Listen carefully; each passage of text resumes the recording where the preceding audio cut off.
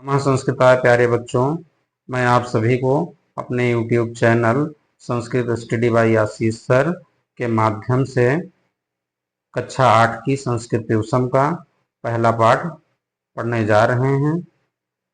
आप लोग इसको देखिए, लाइक करिए, शेयर और सब्सक्राइब करिए और अपने दोस्तों को शेयर करिए।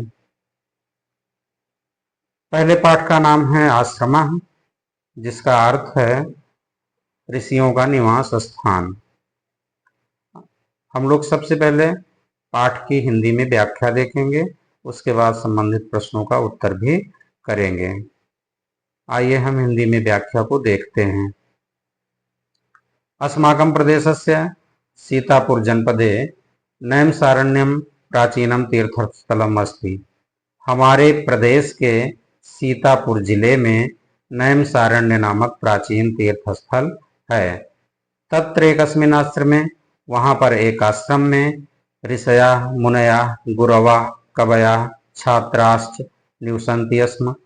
ऋषि मुनि गुरु कवि और छात्र निवास करते थे। आश्रमस्य विशाले परिसरे अश्वत्थ बट निम्बासो वृक्षाणां गहना छाया भवति स्म। आश्रम के बड़े परिसर में पीपल, बरगद, नीम और अशोक के वृक्षों की सघन छाया होती थी। तत्र फलशालिनः आम्र, आमलक, पनस, पेरु वृक्षा अपि विपुला आसन। वहां पर फल देने वाले आम, आंवला, कटहल, अमरूद के पेड़ अत्यधिक मात्रा में थे। एभी वृक्षैः तत्र पर्यावरणं शुद्धम आसीत्। इन वृक्षों के द्वारा वहां का पर्यावरण शुद्ध था। एन शीतला वायवा मंदम मंदम बहती स्म, जिसकी वजह से ठंडी हवा धीरे धीरे बहती थी।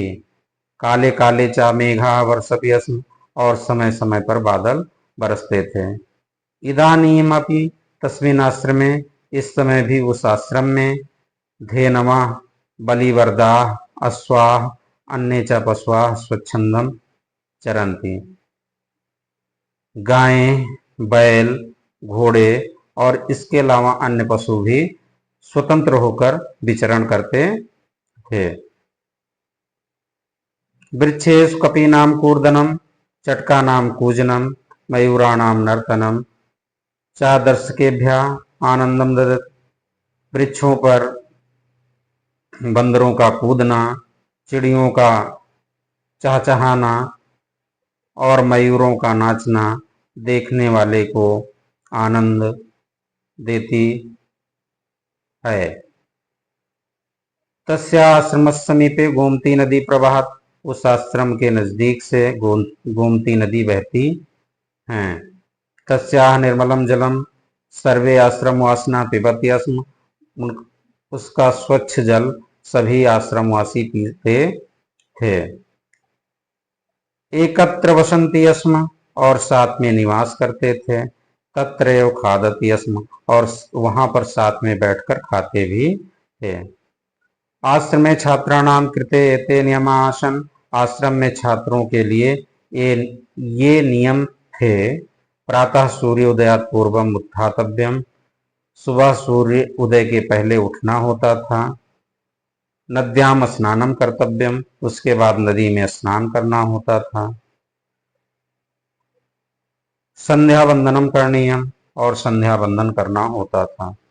ईश्वरः नमनीय, और ईश्वर को नमन करना होता था। सहैव खादनीयम, उसके बाद सब लोग बैठकर साथ में खाते थे। ततः पठनाय कक्षायाम गंतव्यम, उसके बाद पढ़ने के लिए अपनी अपनी कक्षाओं में चले जाते थे। एतान आश्रम नियमान सर्वे छात्राः पालनम कुर्वन्तः आसन्। इन आश्रम नियमों का पालन सभी छात्रों को करना होता था। संप्रत्यपि आश्रमोऽयम्, इस समय भी यह आश्रम छात्रेभ्यः श्रेष्ठा संस्कारं प्रयच्छत्। छात्रों के अंदर श्रेष्ठ संस्कार प्रदान करता था। तत्र जातिगतम भेदभावम विना सर्वे निवसन्ति। वहां पर सभी छात्र जातिगत भेदभाव के बिना निवास करते थे। स्वास्थ्य संवर्धनाय, स्वास्थ्य अच्छा बना रहे इसके लिए व्यायामस्य, योगस्य और प्राकृतिक चिकित्सायास्य शिक्षणम प्रचलति।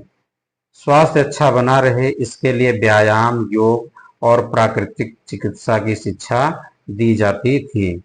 साचा आश्रम, और वह आश्रम त्याग तपस्याम परोपकारम उदारताम च शिक्षयति, त्याग तपस्या परोपकार और उदारता की शिक्षा देता है।